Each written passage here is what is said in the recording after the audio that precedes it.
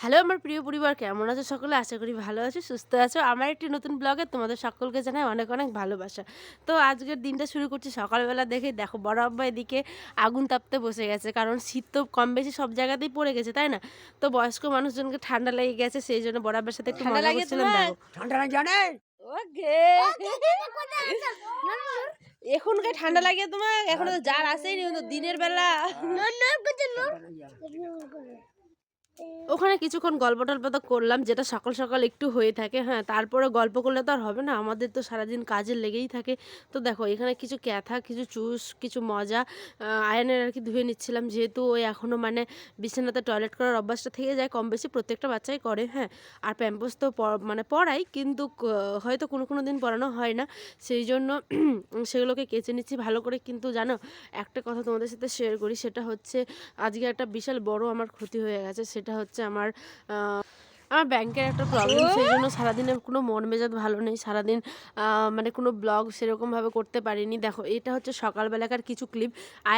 আয়ান ওর বাবার সাথে মানে বাইকে করে যাচ্ছিল।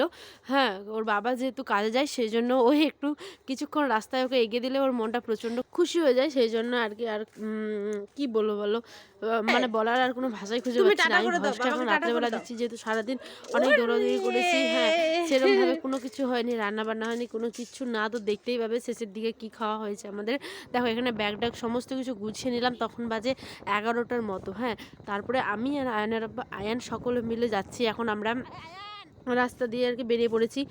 আর যাওয়ার পর যা ঝামেলা, মানে ঝামেলা বলতে কি বলো তো, এদিক সেদিক দৌড়াদৌড়ি, জানোই তো যা ওগুলা একটু মানে টাইপসের জিনিস, তাই না? মানে সেন্সিটিভ জিনিস আর কি। এখানে যাও সেখানে যাও, এই করো সেই করো।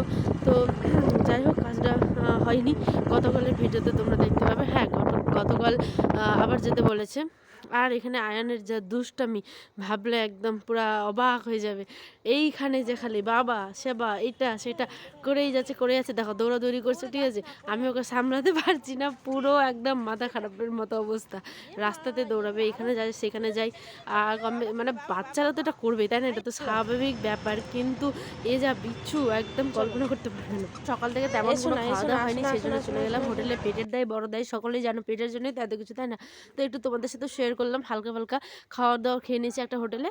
তো আজ এই পর্যন্ত ভিডিওটা, আবার দেখা হবে অন্য একটি ভিডিওতে। আজকের মিনি ব্লগটা তোমাদের কেমন লাগলো অবশ্যই জানিও, আর দেখা হবে কালকে ভিডিওতে। সকলে ভালো থেকো, সুস্থ থাকো, গুড নাইট।